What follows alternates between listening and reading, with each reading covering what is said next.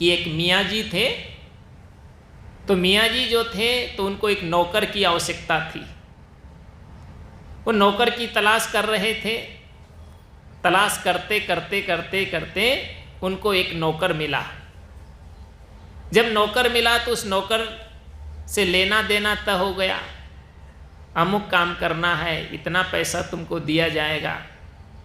जब सब कुछ तय हो जाता है तो अंतिम में मियाँ जी जो है तो सत्य में समर्पित विचारों वाले थे।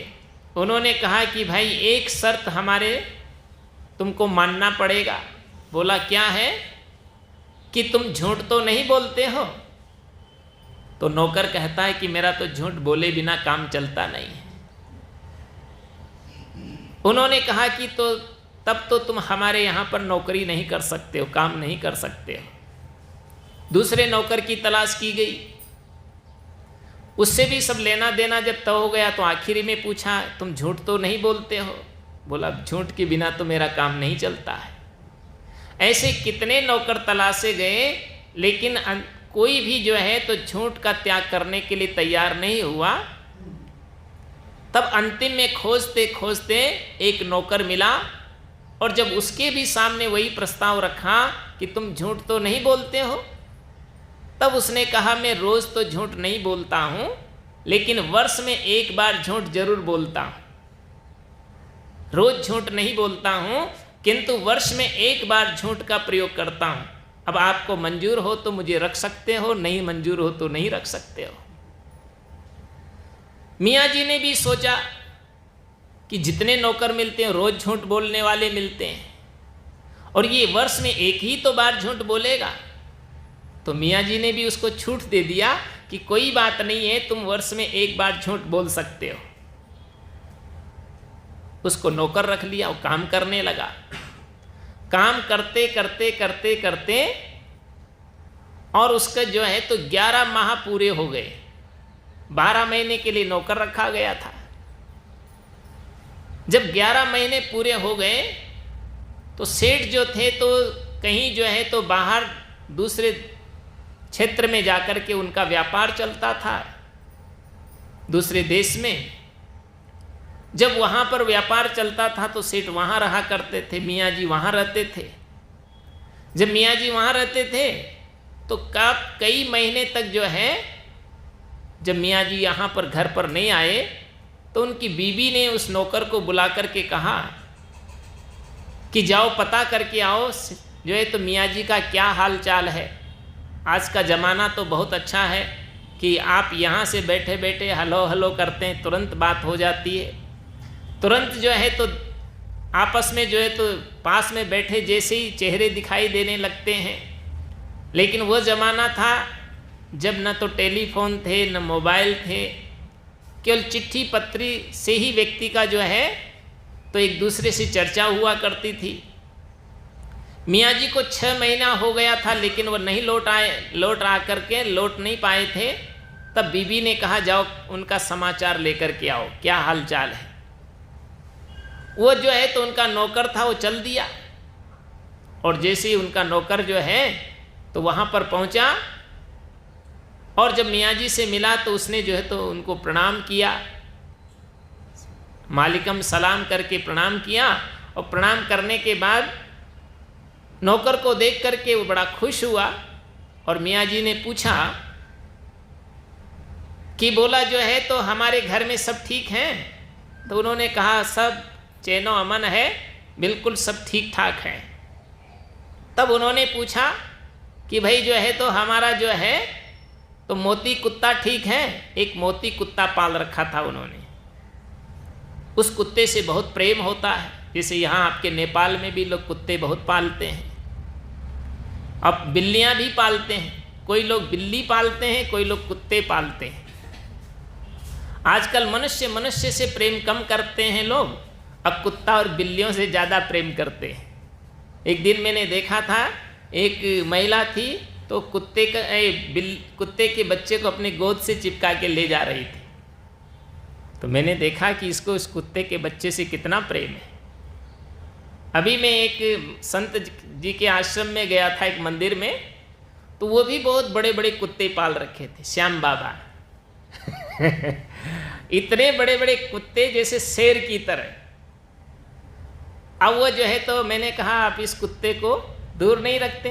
तो कहते हैं कि साहब जी मैं कुत्ते से कोई भेदभाव नहीं करता, ये मेरे बिस्तर पर भी आके बैठता है तो भी मैं खुश हूँ। मैंने कहा बहुत अच्छी बात है, लेकिन इसको थोड़ा सा दूर रखना चाहिए। उसने कहा कि आत्मा तो सबकी एक ही है मतलब उनके अंदर में कुत्ते से भी कितना प्रेम है। सदगुरु कबीर साहब ने भी उस जमाने में कहा था कि राम रमे ते कुकरी के पूता। किसी ने उनसे कहा था कि भाई राम कहाँ रहते हैं, तो कबीर साहब ने कहा राम तो देखो इस कुतिया के बच्चे में भी बैठा हुआ है। वास्तविक में हर प्राणी के अंदर में राम है, हर प्राणी के अंदर में चेतना है, हर प्राणी के अंदर में जीव है, लेकिन जो है तो उसकी एक अपनी मर्यादा होती है, एक अपनी सीमा होती है, एक अपनी जो है तो पात्रता होती है, उसके अनुरूप ही उसके साथ में व्यवहार किया जा सकता है। उसने जो है तो पूछा मियाँ जी ने कि बोला हमारा मोती कुत्ता तो ठीक है। तब उसको बात याद आई कि वो मेरे 11 महीने तो पूरे हो गए और मियाँ जी से मैंने वादा किया था कि वर्ष में एक बार झूठ जरूर बोलूँगा, तो आज उसका उपयोग ले ही लेना चाहिए। जैसे ही उन्होंने पूछा क्या हमारा मोती कुत्ता ठीक है, तो कहता है कि नहीं वो तो मर गया। बोला कैसे मर गया? तो उसने कहा कि ऊंट की हड्डी उसके गले में अटक गई इसलिए वो मर गया। मियाँ जी ने एक ऊंट भी पाल रखा था, तो उन्होंने पूछा क्या ऊंट भी मर गया? बोला ऊंट भी मर गया। बोला ऊंट कैसे मर गया? तो उसने कहा कि आपकी बीबी की कब्र में पैर फंस गया। बोला बीबी की कब्र में पैर फंस गया इसलिए ऊंट भी मर गया। बोला क्या बीबी भी मर गई? बोला हाँ बीबी भी मर गई। बोला बीबी कैसे मर गई? तो उसने कहा पुत्र के शोक में मर गई। तो बोला क्या पुत्र भी मर गया? बोला हाँ पुत्र भी मर गया। बोला पुत्र कैसे मर गया? कि ऊपर से जो है तो मकान ढह गया, उसी के नीचे दब के मर गया। उसने कहा अच्छा मकान भी गिर गया? इतना सुनते ही जो है मियाँ जी के बहुत बड़ा सदमा पहुंच गया और उसके मन में इतनी पीड़ा हुई, इतनी बड़ी तकलीफ हुई कि वो भी अपना सिर पटक करके मरना ही चाह रहे थे। तब तक जो है तो उसने नौकर ने रोक दिया। उसने कहा आपको मरने की जरूरत नहीं है, ज़्यादा चिंता और परेशान होने की आवश्यकता नहीं है। कम से कम जो तो आप धैर्य रखिए और एक बार चल करके कम से कम घर में तो देखना चाहिए। उसको ढाढ़स बंधाया, साहस बंधाया, हिम्मत दिलाया और उनको लेकर के और वो जो है तो उनके आवास पर जब आया और जैसे आता है गेट खुलता है तो देखा मोती कुत्ता पूंछ हिलाते हुए जो है तो मियाँ जी के पास पहुंच गया। ऊंट भी बैठा बैठा बागुर कर रहा था और बीबी भी अपने काम में लगी हुई थी। बच्चा भी दौड़ करके आया और उनकी गोद में उछल करके बैठ गया और मकान भी बिल्कुल सुरक्षित था। मियाँ जी ने उस नौकर को बुलाया और उस नौकर को बुला करके कहा कि तुमने तो कहा था कि सब समाप्त हो गए और यहाँ तो सभी सुरक्षित हैं। तब नौकर ने कहा कि मैंने आपसे एक दिन वादा किया था कि वर्ष में मैं एक बार झूठ जरूर बोलता हूँ, उसी का मैंने आज प्रयोग किया था। तब मियाँ जी को ख्याल आया कि देखो जब वर्ष में एक बार झूठ बोला जिसमें तो मेरा पूरा परिवार को ही तहस नहस करके रख दिया, और जो व्यक्ति रोज झूठ बोलते होंगे उनकी क्या दशा होगी, उनका तो जीवन ही बर्बाद हो जाएगा। कहने का मतलब हुआ करता है कि व्यक्ति को जो है तो जहां तक हो सके उसे झूठ का प्रयोग कभी भी नहीं करना चाहिए। जब भी आप बोलिए तो सत्य का प्रयोग करिए और सत्य का प्रयोग भी आपकी भाषा में मधुरता होनी चाहिए, उसका भी तरीका बताया गया है। सत्य तो बोलिए लेकिन आपकी वाणी में मधुरता होना चाहिए। एक शब्द औषधि करे, एक शब्द करे घाव। एक शब्द औषधि का काम करता है और दूसरा शब्द घाव का काम करता है। कितने कितने लोग होते हैं तो उनका शब्द इतना तीखा होता है जो दूसरे के दिल में बाण की तरह चुभ जाया करता है। लेकिन आपकी वाणी बाण की तरह नहीं होनी चाहिए, आपकी वाणी तो वीणा की तरह होनी चाहिए। जैसे वीणा से संगीत निकलता है, मधुरता होती है, ऐसे आपकी वाणी में भी मधुरता होनी चाहिए।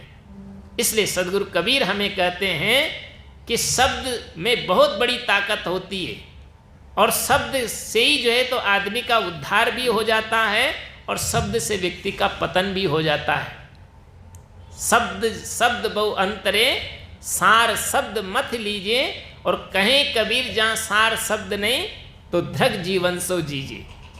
इसलिए हमें शब्दों का सही तरीके से उपयोग करना है, शब्द का सही तरीके से जो है तो चिंतन करना है और उसमें से भी सार शब्दों का चुनाव करना है।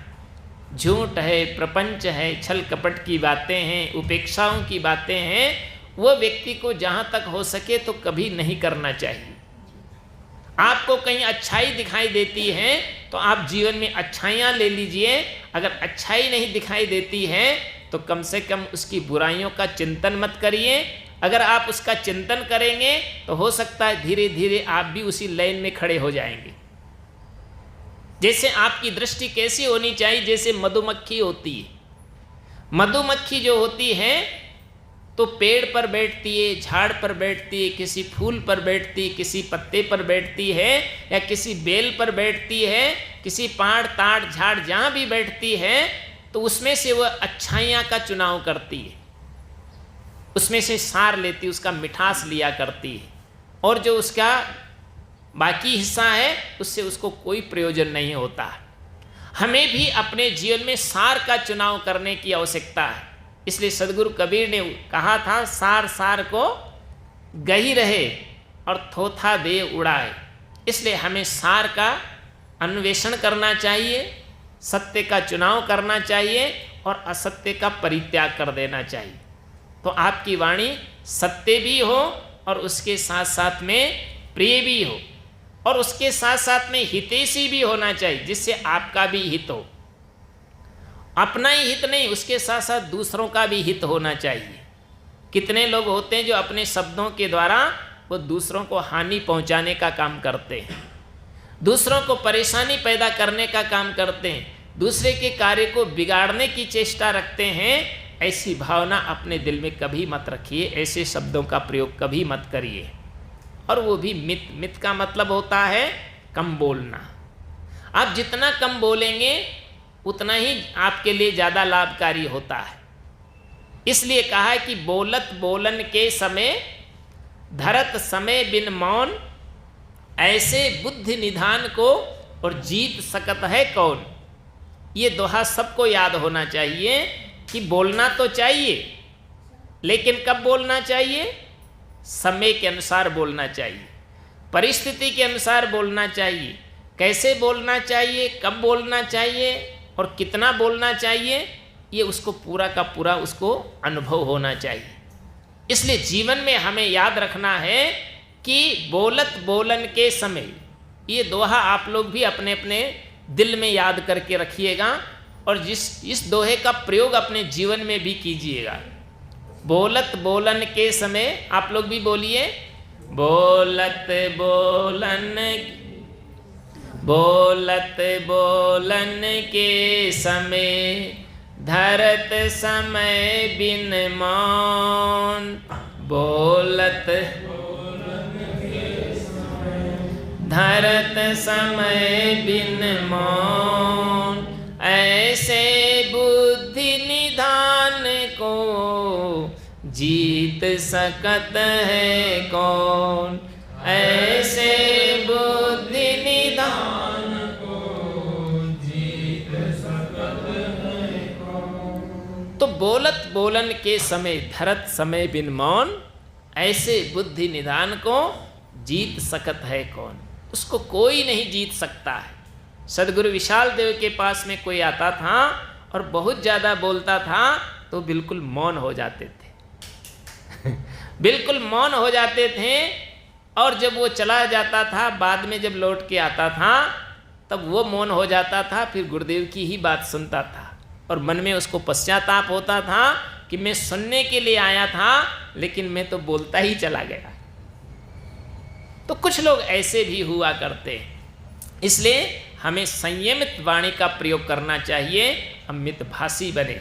इसलिए सद्गुरु का ये जो सूत्र है, उन्होंने सबसे पहले सत्य कहा, तो वाणी में सत्यता हो, दूसरा आपकी व्यवहार में भी सत्यता हो, किसी के साथ छल न करें, किसी के साथ कपट नहीं करें, किसी के साथ धोखा न करें, किसी के साथ जो तो गलत व्यवहार करके शोषण नहीं करें।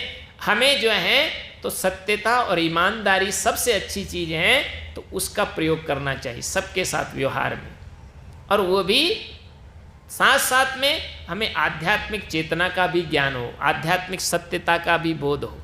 ये शरीर है, ये हमारा जो शरीर है प्रकृति से सर्जित है और ये शरीर धीरे धीरे धीरे धीरे गलता है और एक दिन जो है तो मिट्टी के रूप में मिट्टी में मिल जाता है। मिट्टी का खिलौना मिट्टी में मिल जाएगा और मान मेरा कहना नहीं तो पछताएगा। इसलिए हमें ये बात याद रखनी चाहिए कि मिट्टी का शरीर है, एक दिन मिट्टी में मिल जाएगा, लेकिन जी इस शरीर में रहने वाले आप हैं वो चैतन्य है, उसका कभी विनाश नहीं होता। शरीर खंडित होता है, आप अखंड हैं। शरीर मर जाता है, आप अमर हैं। शरीर जलता है, आप अजर हैं। शरीर जो है तो नष्ट होगा, लेकिन आप अविनाशी हैं। उस अविनाशी को पहचान लेता है तो उसको फिर कहीं यत्र तत्र भटकने की आवश्यकता नहीं पड़ा करती है। इसलिए हम सभी को चाहिए कि आज जो हमें ये मनुष्य जीवन मिला है, इस सत्य को जानने के लिए मिला है, सत्य को पहचानने के लिए मिला है। और सत्य क्या है? सत्य मेवे स्वर लोके सत्य धर्म सदाश्रित सत्य मूलानि सर्वाणि सत्यन्न नास्ति परम पद। जिस ईश्वर को, जिस परमात्मा को, जिस साहेब को, जिस मालिक को हम तलाशते हैं, वो कहीं अलग नहीं है, वो आप ही है। सत्य न नास्ति परम पद। अंतिम में कहा कि सत्य वह है जिस परम पद का कभी भी विनाश नहीं होता। वो कौन है? वो आपकी चेतना है। वो आपकी चेतना कौन है? वो आप स्वयं है। इसलिए हम अपने स्वयं को पहचान करके उसमें अपनी स्थिति बनाने का काम करें। इसलिए सत्य में तटस्थ रहें। इसलिए पहला सूत्र रहा, सत्य में हम तटस्थ रहने का काम करें। तो सद्गुरु का ये जो सूत्र है सत्य, तो आप सत्यवान बने, क्षमा का पालन करें, निष्कामी रहें, कामनाओं का परित्याग कर दें। कामनाएं दुखों का मूल कारण हुआ करती है, इसलिए निष्कामी बन जाइए। और हितैषी, मनुष्य को निष्कामी बनना चाहिए और निर्छलता, छल रहित जीवन बनाएं और निर्माण रहें, विनम्र रहें। कोमलता जिसके दिल में आ जाती है, वास्तविक में उसके पास में सर्व गुण अपने आप समा जाते हैं। इसलिए विनम्रता सबसे बड़ा गुण हुआ करता है। और उसके पश्चात हितैषी, सबके साथ हित कामना रखिए, किसी के साथ द्वेषता की भावना मत रखिए। और मोह का परित्याग कर दें, किसी में मोह न करें, ममता न करें, आसक्ति न बनाएं, उलझे नहीं। प्राणियों में मोह न करें और पदार्थों में लोभ न करें। ये दोनों ही जीवन के लिए खतरनाक है, इसलिए इन दोनों से बच कर के रहना चाहिए। और विवेकवान बन कर के सत्य में तटस्थ हो जाएं, बस इसी से जीवन का कल्याण होगा। तो आज इस सत्संग मंदिर में हम सब यहाँ पर एकत्रित हुए हैं। ये सद्गुरु श्री संत शरण साहेब जी का ये बहुत सुंदर मंदिर आप लोगों ने यहाँ बना करके इसको तैयार किया। मैं उस समय आया था जब इसका शिलान्यास हुआ था। शिलान्यास के समय पर जो है तो मेरा यहाँ पर रहना हुआ और मेरे सामने शिलान्यास हुआ था।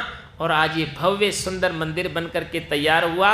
इसके लिए जो है तो हमारे श्रद्धेय संत श्री तत्पर साहेब जी और सात्विक साहेब जी, शुभ साहेब जी, सत्यम साहेब जी और जितने इन्होंने मेहनत करके इसको संजोया है और सुंदर निर्माण करवाया है, इसके लिए मैं इनको भी साधुवाद देता हूँ, बहुत बहुत धन्यवाद देता हूँ।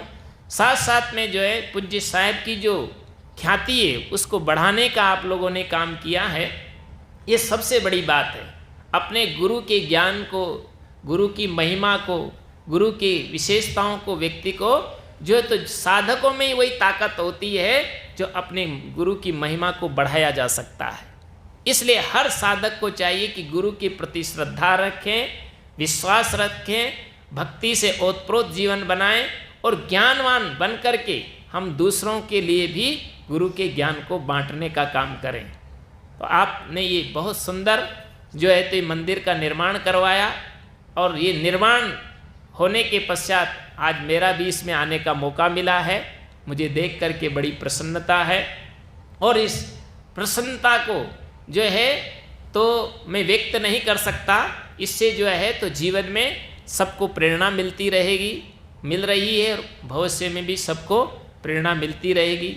देखो यहाँ कितने वृद्ध जो है तो माता बहनें रहती है और कितने साधु और संतों का यहाँ पर निरंतर आना जाना होता है।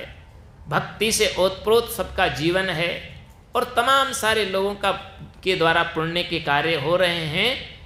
ये पुण्य भी जीवन का सच्चा साथी होता है। इसलिए सबको पुण्यवान बन करके भक्ति से ओतप्रोत अपने जीवन को बनाना चाहिए और सद्गुरु संतों की उपासना करके अपने जीवन का कल्याण करना चाहिए। इन्हीं शुभ कामनाओं के साथ मैं अपनी वाणी को विराम देता हूँ। बोलो सद्गुरुदेव की।